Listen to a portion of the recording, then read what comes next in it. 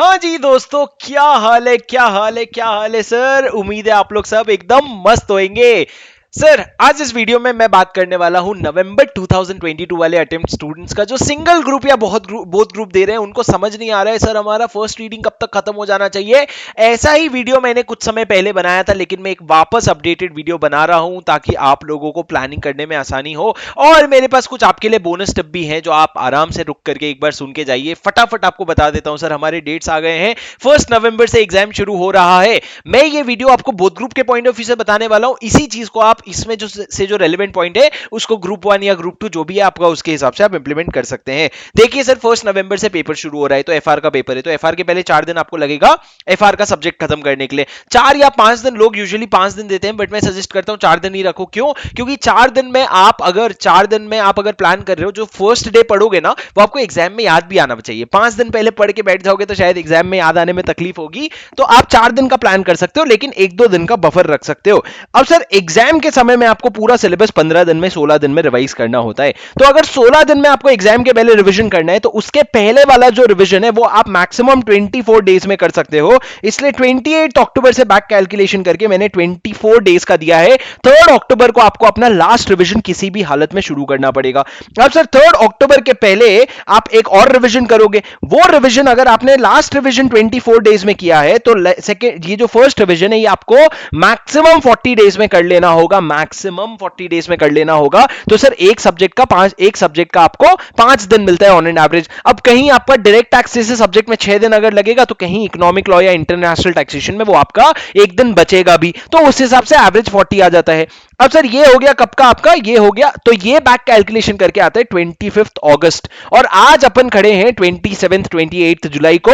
तो इस दिन से लेकर के लगभग आपको दिखेगा कि आपके पास 28 डेज है। और बाप रे, 28 डेज क्या चीज के लिए? आपका जितना भी सिलेबस बचा है उसका फर्स्ट टाइम रीडिंग अच्छे से मक्खन की तरह खत्म करने के लिए है। पर सर आपको ऐसा लग रहा है 28 डेज है। आपको इसमें एक चीज समझना पड़ेगा, ये पूरे प्लान में मैंने कहीं पे भी मार्जिन नहीं डाला है, बफर नहीं डाला है फॉर इनकंसिस्टेंसी। कभी तबियत खराब हो गई, कभी घर में गेस्ट आ गए, कभी प्लान नहीं मीट हो पाया, कभी ज्यादा सो गए, ये सब का क्या करोगे? ये 3 दिन मैंने उस चीज को डाल के रखा है जो मैंने प्लान में इंक्लूड नहीं किया है। क्यों? अगर तुम प्लान में इंक्लूड कर दोगे ना, तो बफर है सोच के तुम ना 3 दिन के चक्कर में 6 दिन खर्च कर दोगे। तो 3 दिन मैंने बफर में नहीं डाला है। और उसके अलावा आपको मान के चलना पड़ेगा कि कभी कभी मॉक टेस्ट देने की वजह से आपका जो दिन है, नंबर ऑफ डेज है, वो एक एक्स्ट्रा लग सकता है। क्योंकि अगर मैंने कहा यहां पे आपको 3 दिन में रिवीजन करना है, तो आपने डिसाइड किया ऑडिट रिवाइज करूंगा डे 1, डे 2, डे 3। अगर आप डे 3 में एग्जाम देने की बात करोगे तो आपको टेक्निकली सिर्फ 2.5 डेज मिल रहे हैं। तो 2.5 डेज अगर आपको कम मिलेगा, तो आप ऐसा सोच सकते हो किसी सब्जेक्ट के मेरे को 3.5 डेज भी लग सकते हैं।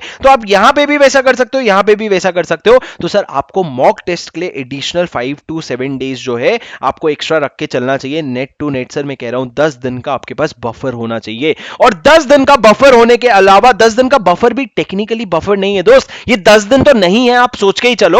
और 28 डेज में से ये 10 दिन कम कर दोगे तो नेट टू नेट आपके पास 18 डेज बचते हैं, जिसमें आपके जो भी सब्जेक्ट्स बचे हैं उसका फर्स्ट रीडिंग करके आपको खत्म करना है। अगर आप ये नीचे देखोगे तो नंबर ऑफ आवर्स के हिसाब से मैंने क्या बना रखा है शेड्यूल, अगर आप देखोगे तो ये नंबर ऑफ आवर्स है कि एग्जाम में आपको कितना समय मिलेगा इनको रिवाइज करने के लिए। जैसे कॉस्टिंग में आपको 2.5 डेज मिलेगा, तो सर मैंने लास्ट डे का 21 डेज का प्लान यहां इसीलिए रखा है क्योंकि मैंने एफआर का ये अज्यूम किया आप रिवीजन नहीं करोगे। अगर आप एफआर का एक और रिवीजन करोगे तो वो भी कर सकते हो। सर यूजुअली ये रिवीजन एफआर का नहीं होता है, क्योंकि इसके इमीडिएटली बाद आपको एफआर वैसे भी पढ़ना ही होता है। तो सर मैंने एफआर को फर्स्ट रिवीजन में नंबर ऑफ डेज ज्यादा दे दिया है। फर्स्ट रिवीजन के बाद आप सीधा एग्जाम के पहले पढ़ोगे। सर ये मैंने किया था, लोग ऐसा नहीं करते हैं। लोग क्या करते हैं, यहां पे 3-4 दिन डाल देते हैं और फिर 4 दिन एग्जाम के पहले दे लेते हैं। पर मेरे को ऐसा लगा मैं बहुत ज्यादा करूंगा तो मैं बोर हो जाऊंगा, तो एग्जाम के पहले मेरी एफिशिएंसी नहीं आएगी, इसलिए मैंने उसको स्किप कर दिया। अब सर उसके अलावा फिर मैंने यहां पे अगर आप देखोगे तो जो लास्ट रिवीजन है वहां पे आइडियली सबके लिए 3 दिन दिए, लेकिन डीटी के लिए मैंने 4 दिन दिया और इको लॉ के लिए 2 दिन दिया। सिमिलरली फर्स्ट रिवीजन में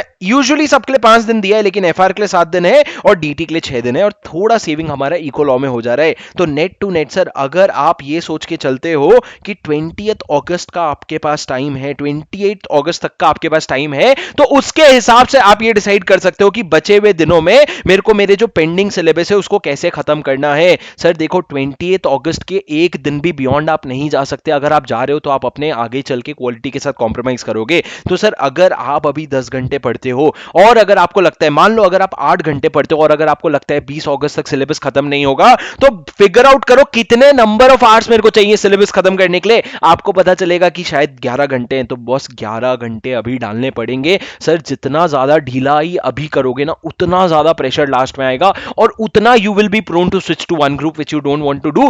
take every day with equal pressure, because ये is not about consistency, it is not about intensity guys, it is about consistency. अगर आप शुरू से रोज अगर आखिरी दिन तक 8 घंटा 10 घंटा 8 घंटा 10 घंटा पढ़ते रहते ना, तो आपको कोई प्रॉब्लम नहीं होगा। पर आपको भी पता है बीच में बहुत सारे तकलीफ आते हैं, बहुत सारे प्रॉब्लम्स आते हैं। कभी हमारा मन नहीं लग रहा है, कभी किसी और का मन नहीं लग रहा है, तो हमारी पढ़ाई नहीं हो रही है। तो सर इन चीजों को ध्यान रखना। अब सर जो इस वीडियो को यहां तक देख रहे हैं उन लोगों के लिए एक स्पेशल बोनस पॉइंट, मेरी बात ध्यान से सुनो, बहुत इंपॉर्टेंट बोनस पॉइंट है सर आपके लिए। सबसे पहला सर एक डिटेल्ड प्लान बनाओ। मैं अभी भी बहुत सारे स्टूडेंट्स से कनेक्ट करता हूं जिनके पास प्लान ही नहीं है। Guys you should have a plan daily. कि 7 बजे उठूंगा, 7:15 तक मैं क्या करूंगा, 7:15 से 9:15 तक क्या करूंगा। जैसा मैंने एक और वीडियो बना करके लॉ का पूरा डिटेल्ड आपको हाफ एन आवर का प्लानर बना, आधे घंटे का प्लान बना के दिया है। आप भले रेगुलर में हो, आप भले फास्ट ट्रैक में हो, आप भले सेल्फ स्टडी कर रहे हो, उसी तरीके से आपको हर सब्जेक्ट का हर दिन का आपका प्लान होना चाहिए।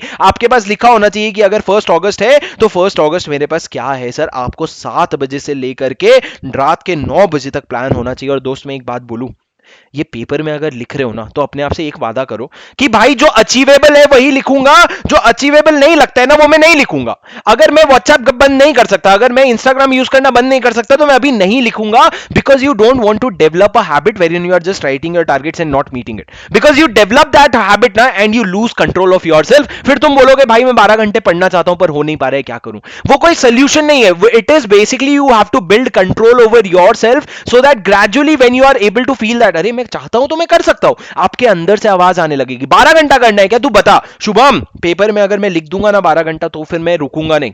तो तू सोच समझ के लिखना कि 12 घंटे लिखना है कि नहीं, और अगर लिख दिया ना भाई तो मैं नहीं उठूंगा। इस तरीके से अपने आप को कंट्रोल करो ताकि आपका कंट्रोल आपके पास रहे। तो आपको पता है कि अगर आपने 3 बजे से 4 बजे लिखा है कि मैं एसएफएम पढ़ूंगा, तो आप उसमें सोने जा रहे हो, तो नहीं बेटा तू नहीं सो सकता, तूने लिख दिया है, दिस इज अ कॉन्ट्रैक्ट। इस तरह का मान करके चलो। तो सर ऐसा प्लानिंग करना बहुत जरूरी है। If you are not planning then man see, having a plan and not being able to meet your targets is different problem, but not having a plan at all is a very very very serious problem. I hope you understand that. Sir एक बहुत की tip देने वाला हूं, बहुत important tip देने वाला हूं, मेरी बात ध्यान से सुनो। बहुत लोगों ने इस बार जो अटेम्प्ट दिया था उन लोगों का एग्रीगेट नहीं बन पा रहा है। तुम लोगों को एग्रीगेट का सोल्यूशन बता रहा हूं, मेरी बात सुनो दोस्तों। एग्रीगेट का एक ही सोल्यूशन है, आप लोगों को सब्जेक्ट्स, अपने 8 सब्जेक्ट हैं, उन 8 सब्जेक्ट को डिवाइड करना पड़ेगा 2 से 3 स्ट्रेंथ में। उन 8 सब्जेक्ट्स को you will have to split into 2 to 3 strength, 3 to 4 average subjects and 2 to 3 weak subjects. मतलब क्या सर, आपको ये डिसाइड करना पड़ेगा कौन से ऐसे सब्जेक्ट्स हैं जो आपकी स्ट्रेंथ है। स्ट्रेंथ मतलब क्या सर, अगर पेपर इजी आया तो एग्जामिशन तो पक्का है, अगर पेपर इजी नहीं आया तो कम से कम 55-60 तो 55 तो ले ही आऊंगा। मतलब सर ये आपके मार्क्स ऊपर उठा रहा है। अगर पेपर इजी नहीं भी आया तो आपको 55-60 तक आ रहा है, लेकिन अगर अच्छा आ गया तो 65-70 तक भी आ सकता है आराम से। अब सर एवरेज पेपर क्या होता है, एवरेज पेपर वो होता है जो पेपर 50 से 60 के बीच में रेंज करेगा। ये वो सब्जेक्ट है जो आपको पसंद भी है लेकिन आप बहुत ज्यादा स्कोर भी नहीं कर पा रहे हो उसमें फॉर सम रीजन, तो इसमें भी आपको मेहनत करनी है। और सर एक हो गया वीकनेस जो आपको नेगेटिव रिजल्ट की तरफ लेके जाएगा, उस पे भी इतना धक्का मारना है कि आप उसमें 45-50 आराम से ले आओ। तो सर ये तीनों चीजें साथ में काम करती है। आपको स्ट्रेंथ को इतना उठाना है कि उसमें एग्जामिशन की तैयारी हो, वीकनेस को इतना उठाना है कि डिफिकल्ट पेपर भी आ जाए तो आप 40 तो आराम से ले आओ, और एवरेज पेपर जो है वो आपको बैलेंस करके देगा। तो सर आपका स्ट्रेंथ और वीकनेस सेट ऑफ होकर के आपको एवरेज मार्क्स मिलेंगे।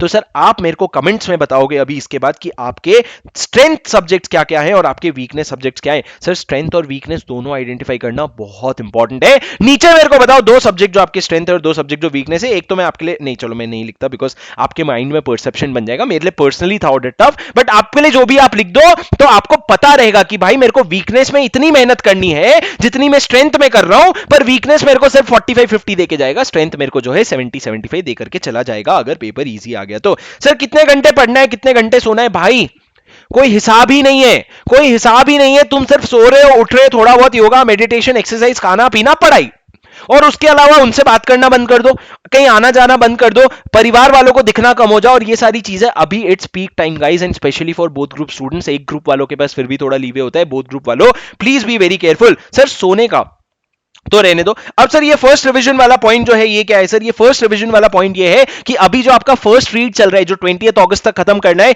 इसमें प्लीज क्वालिटी पे फोकस करो, जितना ज्यादा अंडरस्टैंडिंग ले सकते हो ले लो। इसके बाद जो फर्स्ट रिवीजन होगा उसमें क्वालिटी भी फोकस होगा, पर उसमें टाइम एक कंस्ट्रेंट आ जाएगा, उसमें टाइम का ध्यान रखना पड़ेगा आपको आपको you will have to finish in time sensitive manner. And second revision में तो बहुत सबसे ज्यादा प्रायोरिटी टाइम को देना पड़ेगा, because you have to ultimately boil down your course to 1.5 days। तो सर उस हिसाब से प्लानिंग करो। सर हैबिट्स बिल्ड करना शुरू कर दो, बहुत इंपॉर्टेंट है कि now you also focus on cleaning up yourself, building a good habit which will help you on the day before exam. Sir, habit is not something which you can build when it is needed. You can't build it when it is needed. ऐसा नहीं कि exam के पहले आ गया और अब मैं सोना ठीक कर देता हूं। सर आज से शुरू करो, 15 दिन मेहनत लगेगी, अपने आप हैबिट बिल्ड हो जाएगा। कब सोना है कब उठना है उसकी हैबिट बिल्ड करना शुरू कर दो। और सर एक तो राइटिंग प्रैक्टिस की बहुत ज्यादा आदत डाल लो, खास करके जब आप प्रैक्टिकल सब्जेक्ट्स कर रहे हो। प्रैक्टिकल सब्जेक्ट्स में एफआर और एसएफएम में हम लोग रफ में करते जाते हैं कुछ क्वेश्चंस को ना फेयर रफ नोट्स में भी ऐसे करा करो जैसे फेयर में लिख रहे हो, तो आपको धीरे धीरे कॉन्फिडेंस आना शुरू होगा। सब कुछ दुनिया में एग्जाम के पहले नहीं कर सकते। सर एक एडवाइस दे रहा हूं, प्रो एडवाइस, दोपहर को 2 बजे से 5 बजे तक सोना बंद कर दो। नहीं सोओगे तो भी ऐसा कोई प्रॉब्लम नहीं है, बट मेरे जैसे लोग जो नींद के सामने गिव अप कर जाते हैं ना, वो लोग अगर सोना शुरू कर देंगे तो दोपहर को एग्जाम में उनका माइंड सबकॉन्शियसली थोड़ा इनएक्टिव हो जाता है, इसलिए दोपहर को सोना स्ट्रिक्टली प्रोहिबिटेड है। और सर एक लास्ट पॉइंट बोल के मैं अपना खत्म करना चाहता हूं दोस्तों। अब आपके पास ना बहुत ज्यादा समय भी है और बहुत कम समय भी है। बहुत कम समय है किस चीज के लिए? टाइम वेस्ट करने के लिए। बहुत ज्यादा समय है किस चीज के लिए? अपने आप को इंप्रूव करने के लिए। अगर आपको कोई सब्जेक्ट नहीं जम रहा है, you want to start it from scratch कि भाई मैं अपने नोट्स बनाऊंगा, मस्त इसमें एक्सपर्टीज करूंगा, उसके लिए भी समय है। But at the same time आपके पास एक सेकेंड भी नहीं है समय वेस्ट करने के लिए। I hope you get what I mean when I say you have too much time also, but at the same time too less time also, only for studies and only for doing anything that will ensure that you clear your exams in a better way. You have a lot of time. ठीक है? On that note guys, I just want to conclude by saying one thing which I always keep saying. You can either have excuses or results. You can either have excuses or results. You cannot have both. तो आप decide करो आपको क्या चाहिए। अपने को पता है दोस्त रिजल्ट चाहिए, तो सारे excuses are out of the picture. अगले 3 महीने सिर्फ जान लगा के पढ़ाई करेंगे, नींद उतनी आएगी जितनी हमें चाहिए, ध्यान उतना लगाएंगे जितनी हमें चाहिए। सर कभी कभी इन लोगों से हार जाना बनता है, कभी कभी, कि भाई 1-2 हफ्ते में कभी नींद के सामने हार गए, कभी these things are absolutely needed. पर सर हर दिन इनसे जीतना है, हर दिन इनसे लड़ाई और हर दिन इनसे जीतना है, अपने ही नींद से जीतना है, अपने ही डिस्ट्रैक्शन से जीतना है। और मैं आपको बता दूं दोस्त लोग जीत रहे हैं। बात यह है तुमको जीतना है कि नहीं, क्योंकि जिनको जीतना है वो जीत रहे हैं रोज ये लड़ाई। ठीक है? तो अब it's completely on you. Do let me know in the comment one habit और one thing that you are going to change after watching this video, and that is not for me, that is just for yourself, because when you write it you mean it, when you mean it you will obey it. ठीक है? Okay guys, if you like the video, do click on the like button, and if you need more support regarding anything, do let me know in the comment so that I can read it and bring more relevant videos for you. Thanks a lot. Do hit the like button, and this is CA Shubham Singhal signing off.